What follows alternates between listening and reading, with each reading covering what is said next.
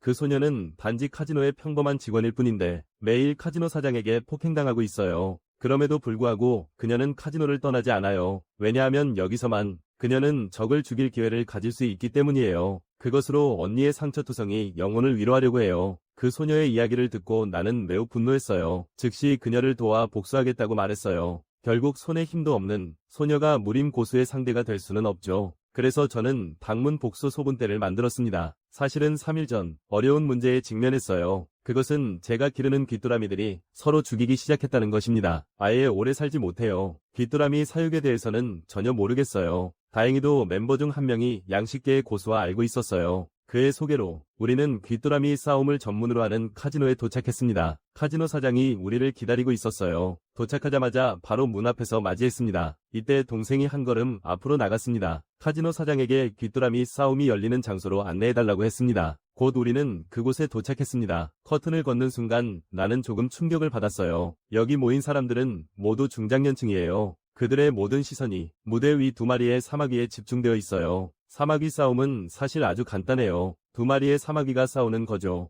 그리고 그들이 이렇게 미친 듯이 하는 이유는 그들이 사마귀에게 거는 내기 때문이에요. 나는 처음으로 싸우는 귀뚜라미의 장면을 보았다. 전생에서도 이런 걸 본 적이 없다. 현장에서 싸우는 귀뚜라미의 분위기는 매우 긴장감 넘치고 자극적이다. 어떤 귀뚜라미가 돌아서면 그 귀뚜라미는 패배로 간주된다. 그리고 승리한 귀뚜라미는 경매에 나간다. 예전에 소문이 있었다. 한 마리 귀뚜라미가 30개의 은으로 팔릴 수 있다고 했다. 이 생각에 내 마음이 한껏 들떴다. 그럼 나는 앞으로 귀뚜라미를 팔아서 성공할 수 있겠네. 뒤에 있는 아내가 나를 일깨웠다. 지금 빨리 귀뚜라미 관리자를 만나러 가자. 곧 카지노 사장이 직접 우리를 관리자 앞에 데려갔다. 가끔 손님들이 관리자를 만나고 싶어 하기도 했다. 하지만 사장은 그 녀석이 사실 특별한 점이 없다고 생각했어요. 사장 눈에는 이 관리자란 사람은 정말 아무것도 아니었어요. 사료를 먹이는 것 외에는 그저 배설물 치우는 일 같은 것뿐이었어요. 이때 사장이 크게 소리쳤어요. 왜 아직도 일어나서 화은 양에게 인사하지 않니? 또 맞을까 봐 두려운 거니? 사장님의 호통을 듣고 그 관리자는 분명히 움찔했다. 보아하니 평소에 사장님에게 많이 혼났던 모양이다. 그녀는 급히 돌아서서 인사를 했다. 그녀의 모습은 분명히 겁에 질린 것 같았다. 그녀의 목소리를 듣고 나는 눈을 크게 떴다. 나는 원래 이 관리자가 남자일 줄 알았다. 그런데 알고 보니 여자아이였다. 하지만 그녀의 눈빛에서 음울한 느낌을 보았어요. 그녀가 어떤 일을 겪었는지 모르겠어요. 나는 천천히 발을 옮겨 그녀에게 다가갔어요. 자신의 신분을 간단히 소개했어요. 우리는 방문에서 왔어요. 이번에 당신을 찾은 이유는 귀하에게 몇 가지 귀뚜라미에 대한 질문을 드리기 위해서예요. 소녀는 가볍게 고개를 끄덕였어요. 무슨 문제가 있으면 그녀에게 편하게 물어보라고 했다. 나는 내가 겪고 있는 어려움에 대해 이야기하기 시작했다. 나는 여러 마리의 귀뚜라미를 같은 곳에서 기르고 있었다.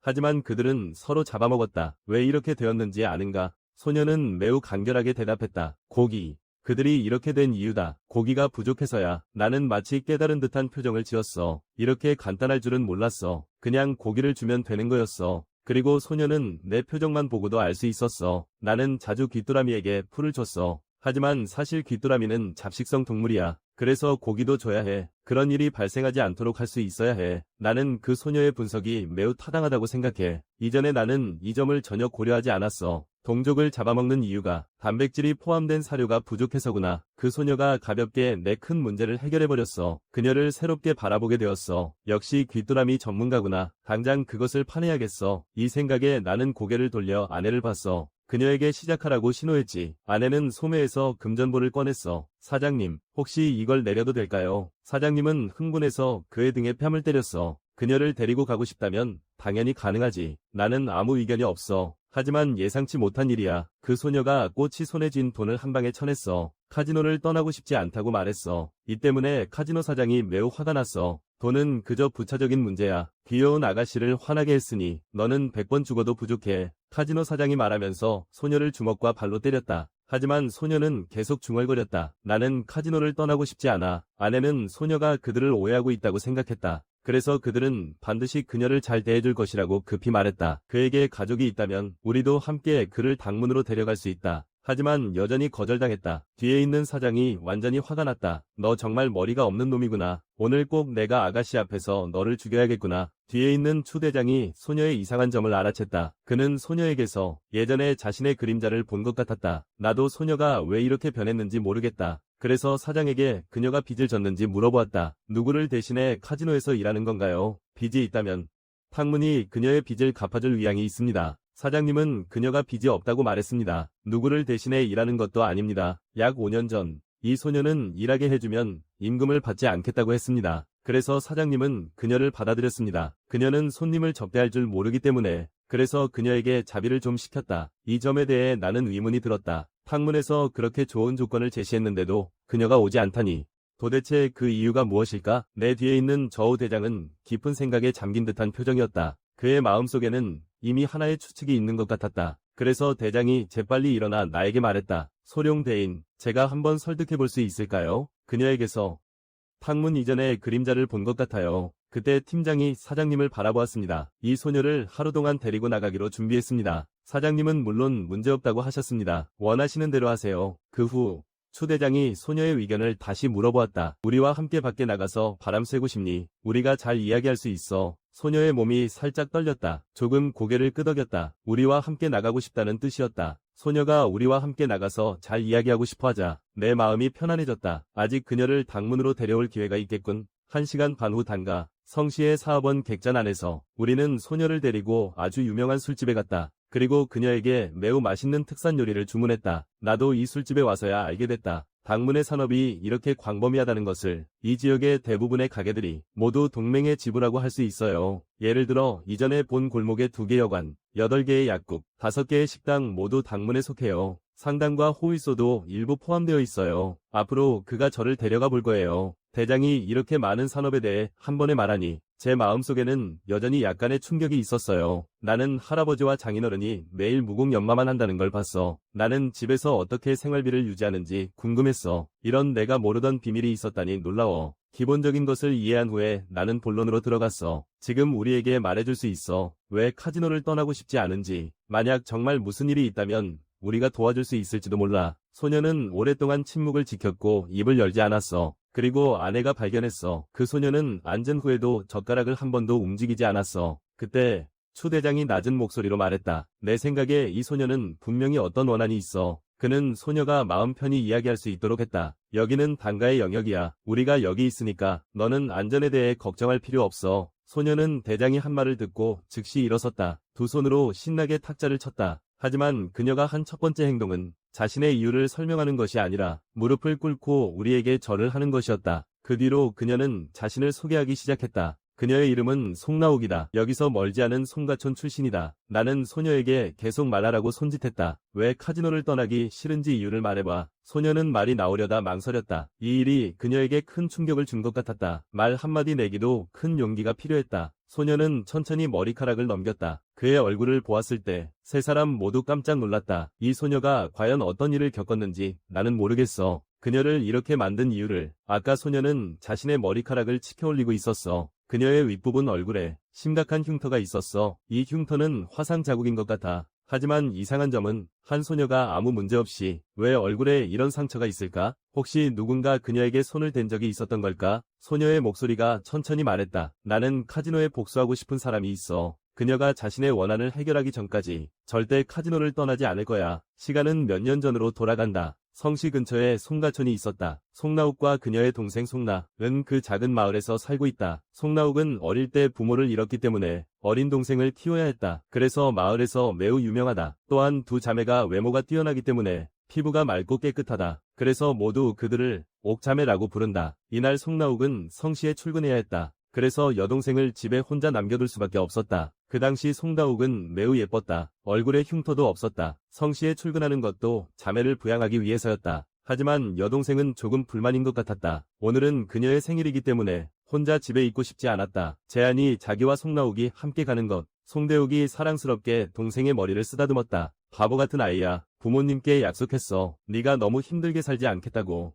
그래서 어떻게 네가 이렇게 어릴 때부터 일하러 나갈 수 있겠니? 그녀는 동생에게 집에서 잘 듣고 함부로 돌아다니지 말라고 했다. 심심할 때는 항아리 속의 귀뚜라미와 놀아라. 언니도 제법 귀뚜라미를 좋아했어요. 하지만 귀뚜라미 싸움은 두 사람이 함께 해야 재미있죠. 혼자서는 전혀 흥미가 없어요. 송나욱은 언니를 전혀 이해하지 못했어요. 그래서 가방 속에서 준비한 선물을 찾았어요. 그가 언니에게 준비한 선물은 향랑이었어요. 그 당시 사회에서는 향랑이 매우 값진 것이었어요. 그 안의 향기는 매우 만들기 어렵다. 송나욱은 열흘 넘게 걸렸다. 일한 보수로 겨우 이 향락을 바꿨다. 선물을 받은 송나은은 매우 기뻐했다. 언니가 돌아오기를 집에서 기다리겠다고 말했다. 송나욱이 떠나기 전 여동생의 얼굴에 가득한 따뜻한 미소를 보았다. 하지만 그때 송나욱은 전혀 예상하지 못했다. 자신의 여동생은 오늘 지옥 같은 고통을 겪게 될 것이다. 그날 밤 송나욱의 술집은 매우 바빴다. 그로 인해 원래 약속한 시간을 훨씬 초과하게 되었다. 하지만 일이 끝난 후 그녀는 즉시 집으로 향했다. 그녀는 생일이 끝나기 전에, 즉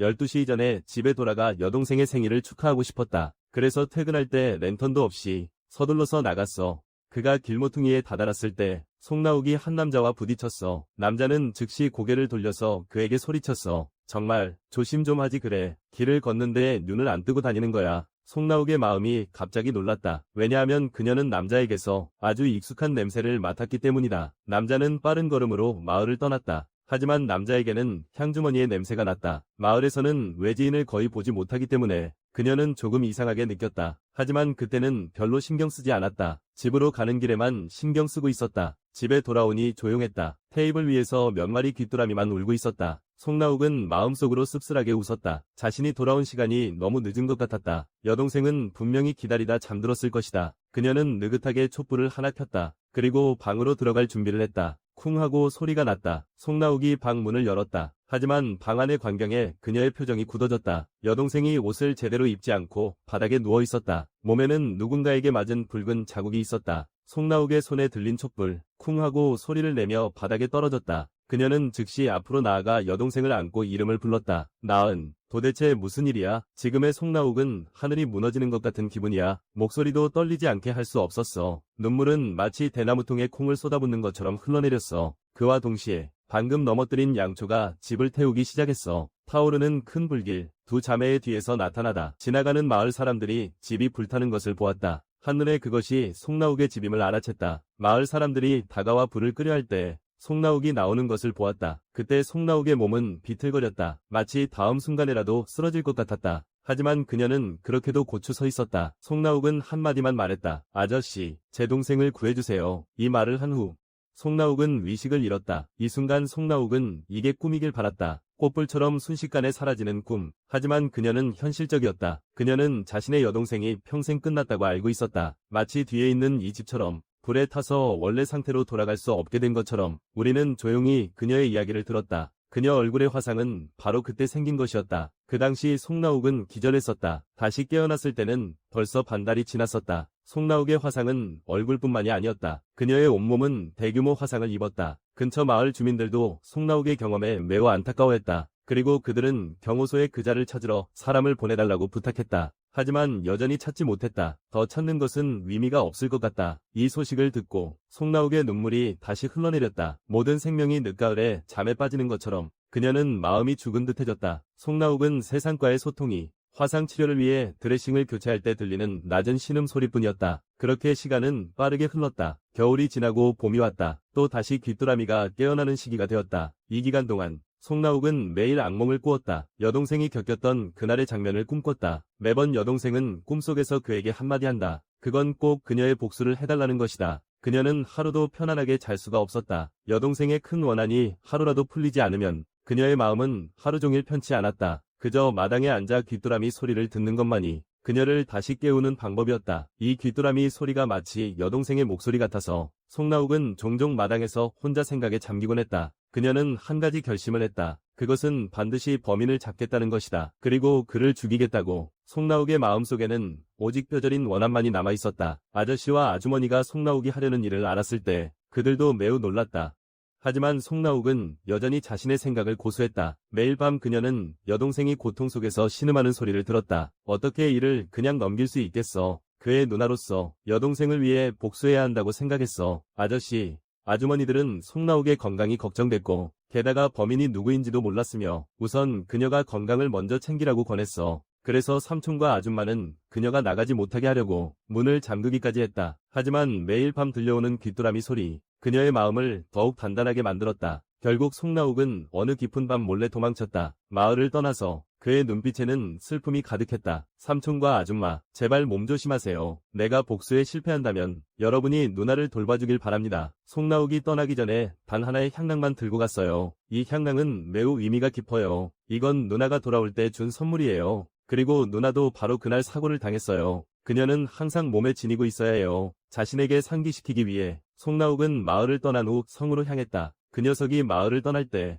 방향이 바로 성으로 향하는 길이었다. 송나욱은 상대방의 외모를 알지 못했지만 그녀 몸에 남아있는 붉은 상처처럼 잊을 수 없는 그 목소리, 마치 그녀의 마음에 각인된 듯했다. 그래서 그녀는 반드시 그를 찾기로 결심했어요. 그래서 더 많은 남자들의 목소리를 듣기 위해 무작정 남자들에게 말을 걸기 시작했어요. 하지만 대부분 차가운 눈길만 받았어요. 그렇게 끝없는 찾기 속에 인연이 흘렀어요. 시간이 빠르게 흘렀어요. 메뚜기 우는 계절이 또 왔어요. 그녀도 우연히 카지노 입구에 도착했어요. 거리에는 폭우가 내리고 있어서 그녀는 주인에게 비를 피할 수 있는지 물어보러 갔어요. 하지만 주인은 자신이 장사하는데 방해가 될까봐 생각했어요. 그래서 그녀에게 비켜서 가라고 했어요. 바로 그때 운명의 수레바퀴가 시작되기 시작했어요. 그녀는 거리의 한 남자와 다시 부딪혔어요. 송다효에게는 땀 냄새가 났다. 이로 인해 남자는 코를 막고 입을 열었다. 너는 정말 너무 냄새가 나. 남자의 목소리는 매우 낮았다. 하지만 송나효는 이 말을 듣고 마음이 떨렸다. 그녀의 눈빛에는 여동생의 처참한 모습이 떠올랐다. 송나효는 결코 잊은 적이 없었다. 그도 그 목소리를 절대 잊지 못할 것이다. 이렇게 오랜 시간 동안 찾은 끝에 그녀는 드디어 여동생을 해친 범인을 찾았다. 그 목소리의 주인, 그때 아내도 매우 분노하고 있었다. 그럼 남자를 만난 후에는 어땠어? 송나욱이 계속해서 말했다. 그는 이후 남자의 정체를 찾기 위해 여기저기 다녔다. 그리고 한 거지를 만나기도 했다. 그 거지의 말에 송나욱이 들었어요.